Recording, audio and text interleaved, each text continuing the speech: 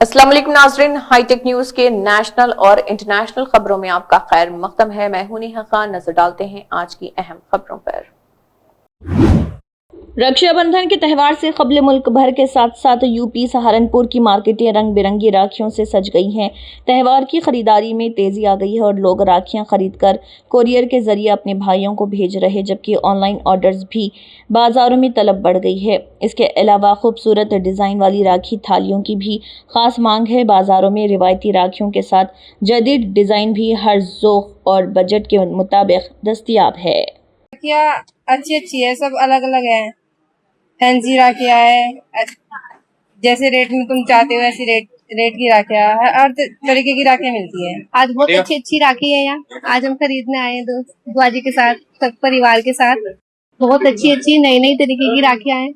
बच्चों के लिए टॉय के हिसाब से काफी सुंदर राखियाँ हैं। राखियों में इस बार बहुत अच्छी सुपीरियर एडी क्वालिटी की राखीज आई हैं, जो गोल्ड प्लेटेड हैं, चांदी की राखी हैं, और बच्चों में बहुत सारे नई वर्जन आए हैं, इस बार लॉन्च हुए हैं, जो इस बार बहुत डिमांडिंग में है। बहुत डिमांड है कस्टमर्स के पास। ऑनलाइन भी बहुत ज्यादा अच्छी सेल है, उस पर हमारे पास बहुत अच्छा रिस्पॉन्स है। ऑनलाइन भी जो राखी की अच्छी क्वालिटी है वो 80, 90, 100 से शुरू हो जाती है, अच्छी क्वालिटी, और ये 600-700 रुपए पीस तक की राखी चली जाती है। और जो थाली जो शुरू होती है, थाली शुरू हो जाती है 100 रुपए से लेके 1000 रुपए तक का भी। बाजार में पूरी रौनक आ चुकी है रक्षाबंधन की। सभी बहनें भाइयों के लिए राखियां लेने के लिए आ रही हैं, और इस टाइम कोरियर से जो राखियां जाती हैं उसके लिए ज्यादा काम चल रहा है, क्योंकि 4-5 दिन कोरियर में लगते हैं। सब लोग लेने आ रहे हैं, और भाभी के लिए भी अच्छी राखियां सब लोग ले रही हैं बहनें। और आर्टिफिशियल डायमंड की राखियां, कश्मीरी वॉच इस बार बड़ी चल रही है। भाभीियों के लिए कश्मीरी वॉच की राखी की अच्छी डिमांड है, ऑनलाइन काफी अच्छी बिक रही है। झारखंड में सवालिया पर्चे बार बार लीक होने के मामले पर बीजेपी लीडर दिलीप घोष ने सख्त रद्द-ए-अमल जाहिर किया। उन्होंने कहा है कि मुसलसल पेपर लीक होना किसी संगीन मसले की निशानदेही करता है और इसकी मुकम्मल तहकीकात होनी चाहिए। दिलीप घोष के मुताबिक मरकज ने इस सिलसिले में कानून भी बनाया है, लेकिन ऐसा महसूस होता है कि किसी को बचाने की कोशिश की जा रही, जो नहीं होना चाहिए। उन्होंने कहा है कि सिर्फ मामले पर पर्दा डालने के बजाय हकीकी तब्दीली और सख्त कार्रवाई जरूरी है। सही है, बार बार क्यों क्वेश्चन लीक होता है? कहीं तो गड़बड़ है, उसको ढूंढ के निकालना चाहिए।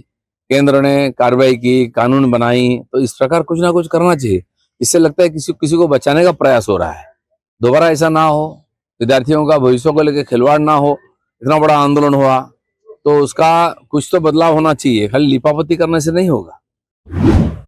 जम्मू कश्मीर के वज़ीर आला उमर अब्दुल्ला ने अमेरिकी सफ़ीर सर्जियो गौर के जम्मू कश्मीर दौरे पर रद्द-ए-अमल जाहिर करते हुए कहा कि वाशिंगटन उनके मसाइल हल नहीं करेगा, बल्कि मरकजी हुकूमत ही उन मसाइल का हल निकाल सकती है। उमर अब्दुल्ला ने कहा कि वो शिकायत करने के बजाय अमेरिकी सफ़ीर की बात सुनने को तरजीह देंगे। उनका ये बयान सफ़ीर के जम्मू कश्मीर दौरे के तनाजुर में सामने आया है।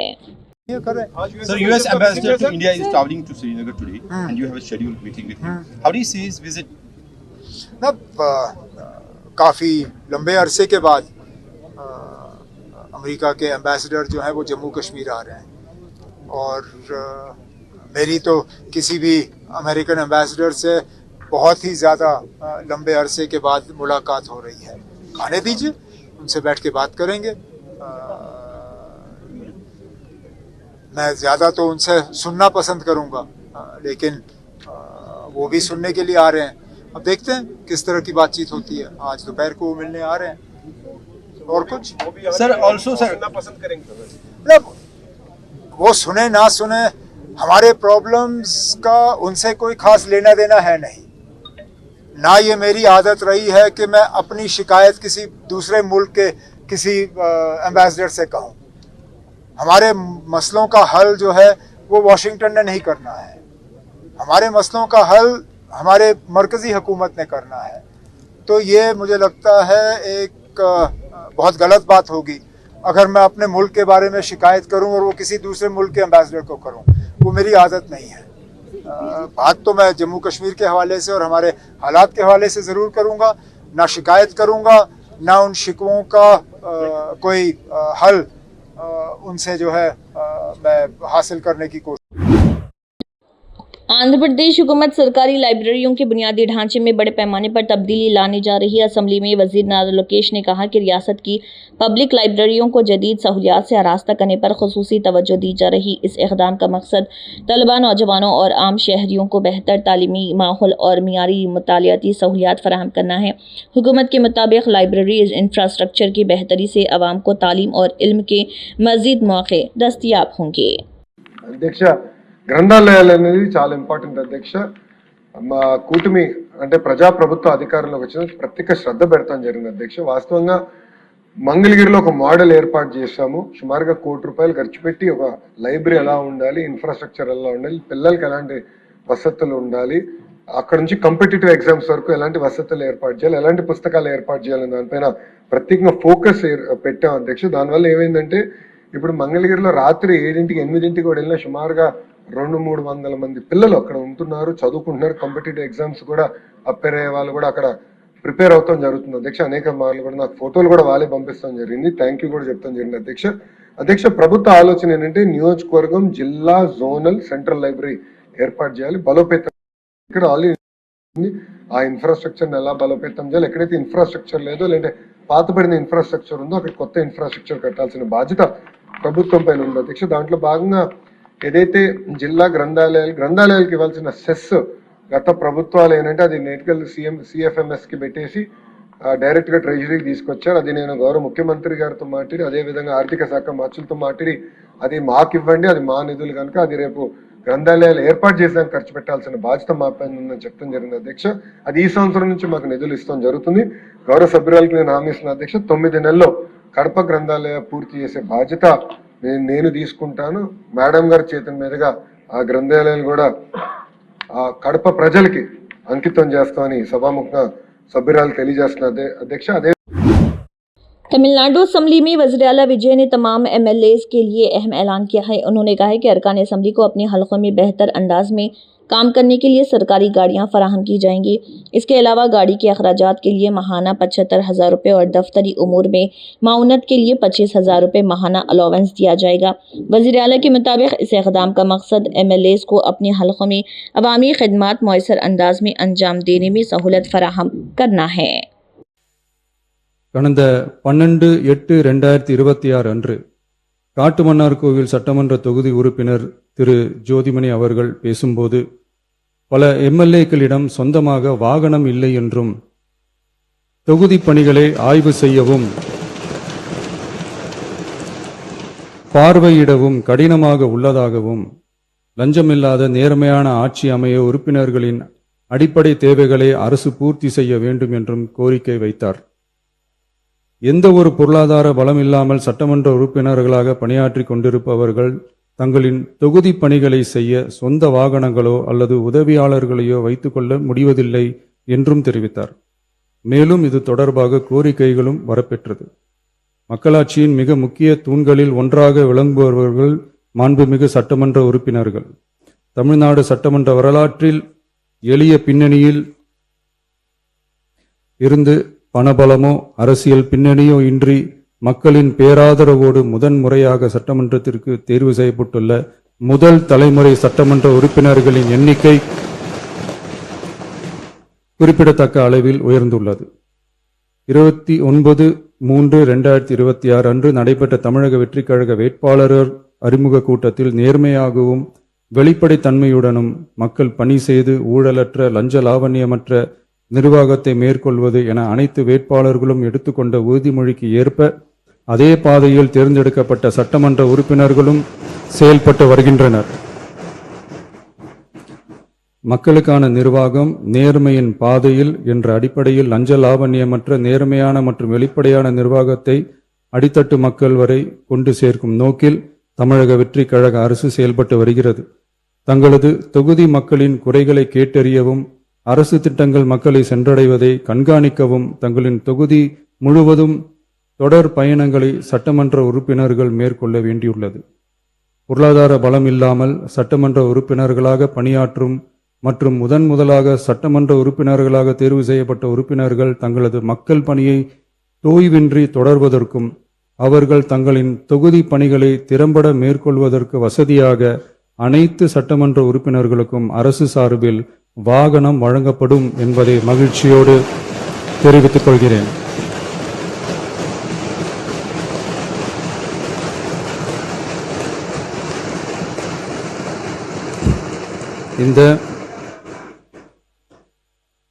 இந்த அறிவிப்பு சட்டமன்ற உறுப்பினர்கள் தங்களின் பயண தேவைகளுக்காக பிறரை சார்ந்து இருப்பதை தடுத்து அவர்கள் எவ்வித சமரசமும் இன்றி சுதந்திரமாகவும் நேர்மையாகவும் தங்களின் தொகுதிக்கு உட்பட்ட கிராமப்புற மற்றும் தொலைதூர பகுதிகளுக்கு எளிதாக பயணம் செய்து தொகுதி முழுவதும் உள்ள மக்களை நேரடியாக சந்தித்து அவர்களின் குறைகளுக்கு தீர்வு காண வழிவகுக்கும். அதோடு மட்டுமின்றி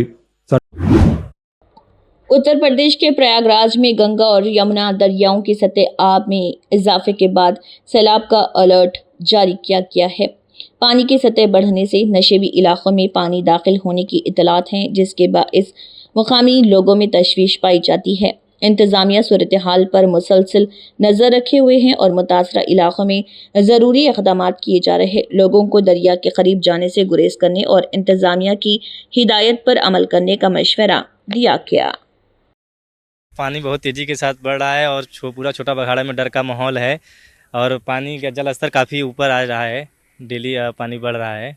पानी बढ़ने से दिक्कत होती है वहाँ के लोकल लोगों को कि साइड में जिन लोगों के मकान है वहाँ पानी आ जाता तो उनको भागना पड़ता, तो उनको परेशानी होती है आने जाने में। वो गंगा पर पूरा डूब चुका है। इस साइड से पूरा जो ये बना हुआ है नागवासुकी मंदिर से ले जा कर के ये जा कर के फाफा मोह पुल के पास निकलता है। तो अभी तो प्रशासन यहाँ अलर्ट मोड में है। लोगों को कहा गया कि गंगा के किनारे अभी न जाएं। जहाँ पे हम खड़े हैं ये पूरा डूब जाता है, मतलब मेरे से डबल डूबता है। तो अभी ये भी डूब जाएगा, 2-3 दिन के अंदर पानी इस पे आ जाएगा। उत्तर प्रदेश के वज़ीर आला योगी आदित्यनाथ ने कहा है कि रियासत में मुल्क की सबसे बड़ी नौजवान अफरादी क़ुव्वत मौजूद है। यूपी जापान इन्वेस्टमेंट मीट से खिताब करते हुए उन्होंने कहा है कि हुकूमत का मकसद नौजवानों को सनतों की ज़रूरियात के मुताबिक हुनरमंद और सनत के लिए तैयार अफरादी क़ुव्वत में तब्दील करना है। योगी आदित्यनाथ ने कहा कि उत्तर प्रदेश के नौजवानों को जापानी मैन्युफैक्चरिंग कल्चर से रोशनास कराया जाएगा ताकि रियासत में एक नया और मजबूत स्किल इकोसिस्टम तैयार किया जा सके। सबसे बड़ा युवा कार्यबल आज उत्तर प्रदेश के पास है। हमारे युवा स्किल्ड हैं, टैलेंटेड हैं। हमारे पास इस लक्ष्य की प्राप्ति हेतु युवा शक्ति को इंडस्ट्री रेडी वर्कफोर्स में बदलना है। यूपी के युवाओं को जापानीज मैन्युफैक्चरिंग कल्चर से जोड़ना हमारी प्राथमिकता है। जापान की मैन्युफैक्चरिंग एक्सीलेंस और यूपी की यंग फोर्स से एक नया स्किल इकोसिस्टम तैयार हो सकता है। कोलकाता में होटल में आतिशज़दी के अलमनाक वाक़े में 9 अफराद की मौत हो गई, जिनमें 6 मर्द, 2 ख़वातीन और 1 बच्चा शामिल है। मगरबी बंगाल की वज़ीर अग्नि मित्रा पॉल के मुताबिक पुलिस महलूकीन की कौमियत की भी जांच कर रही। बताया गया कि इमारत में तकरीबन 10 गेस्ट हाउसेस मौजूद थे। वाक़े के बाद हुकूमत, फायर डिपार्टमेंट और कोलकाता म्यूनसिपल कॉरपोरेशन की जानिब से गैर कानूनी इमारतों की निशानदही और मुआयने के लिए खसूसी मुहिम चलाने का फैसला किया गया। माननीय मुख्यमंत्री से बात होगा। उसके बाद हम लोग सोच रहे एक टीम बनाएंगे जिसमें केएमसी, पुलिस, फायर ब्रिगेड, हमारे यूडीएमए दफ्तर रहेंगे और ऐसा होटल जो लोग चला रहे हैं, ट्रेड लाइसेंस है कि नहीं, फायर लाइसेंस है कि नहीं, एक ही बिल्डिंग 3 तला बिल्डिंग 10 होटल चल रहे, छोटा छोटा रूम्स 10 रूम, ये सो नहीं चल सकता है। नहीं, अभी तक वो पुलिस देख रहे, बांग्लादेशी है ना भारतीय है, पुलिस देखकर बताएंगे। डेफिनेटली एक्शन लिया जाएगा। नहीं, सीएम से अभी तक बातचीत नहीं हुआ है, लेकिन सीएम से बात करके हम लोग एक देखिए पूरा सीएम से बात करके ही सरकार ये घोषणा करेंगे, ठीक है ना। बोला था कि सरकार करने के बाद बोला गया था कि इस तरह की जो बिल्डिंग है उनको इंजेक्शन किया जाएगा बहुत जल्द। इसका ऑलरेडी आपको मालूम है कि 27 बिल्डिंग जो बन रहा था इलीगल, उसको हम लोग स्टॉप कर दिए। उस दिन भी हम लोग प्रेस कॉन्फ्रेंस करके पब्लिक के सामने लाए थे। ऐसा तरीका से जो होटल चलाएगा उसको होटल चलाने नहीं दिया जाएगा। अभी हम लोग एक ड्राइव लेंगे पुलिस और फायर ब्रिगेड और केएमसी को लेकर, जो जो इस एरिया में इस तरह का होटल चला रहे वो बंद कर दे, नहीं तो हम लोग जाके उसको बंद कर देंगे।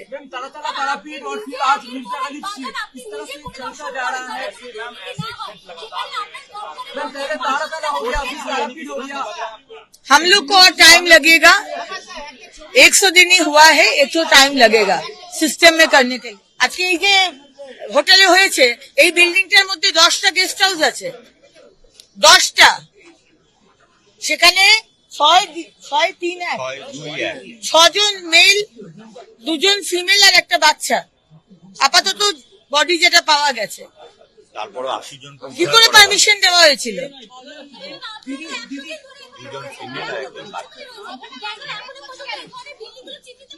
চিহ্নিত করা সম্ভব নয়। 100 দিনের মধ্যে প্রত্যেকটা সারা পশ্চিমবঙ্গ ছেড়ে দিলাম। কলকাতার মধ্যে কে 2 নম্বরই করে ট্রেড লাইসেন্স নিয়ে একটা বাড়ির মধ্যে 10টা গেস্ট হাউস চালাচ্ছে? এটা সম্ভব নয়। ইট টেকস টাইম। আমি তো সিএসসি কে বলবো, সিএসসি তো দিয়েছে, কেন এখানে তো ওভারলোডিং হয়েছে, যেটা আমার পুলিশ এবং ফায়ার ব্রিগেড বলছেন। मरकजी वजीर अश्विनी वैष्णव ने कहा है कि भारत की मौशी तरक्की को दुनिया भर में तस्लीम किया जा रहा। यूपी जापान इन्वेस्टमेंट मीट से खिताब करते हुए उन्होंने कहा है कि मुल्क की तरक्की की कहानी 4 अहम सुतूनों पर मुश्तमिल है, जिसमें सरमायाकारी एक अहम हिस्सा है। अश्विनी वैष्णव ने कहा है कि भारत की तेज रफ्तार मौशी तरक्की के सफर को मजीद मजबूत बनाने के लिए सरमायाकारी और सनती ताउन को फरोग देना जरूरी है। Our economic growth is something which has been now recognized by the world. We have been growing at a very sustained pace of 6 to 8% growth band with moderate under control inflation, with very good balance sheet, very healthy balance sheet of the country, and making sure that the entire country grows together. This is possible because of the 4 pillars of our growth story. Our thought process behind this growth can be described in 4 pillars. The first pillar of our growth story is the investment in social, digital, and physical infrastructure. So the investment story is a very important part of our entire growth journey. Uttar Pradesh में Samajwadi party के senior leader Azam Khan से वाबस्ता मौलाना मोहम्मद अली जौहर trust और university से मुतल्लिक़ मकामात पर enforcement directorate यानी ED ने कार्रवाई की है। इतलात के मुताबिक ईडी की टीमों ने मुख्तलिफ मकामात पर तलाशी ली और मुतल्लिक़ा दस्तावेज़ात व दीगर रिकॉर्ड की जाँच की। ये कार्रवाई आजम खान और उनसे वाबस्ता इदारों के खिलाफ जारी तहक़ीक़ात के सिलसिले में बताई जा रही। कार्रवाई के बारे में ईडी की जानिब से मज़ीद तफसीलात सामने आना बाकी है।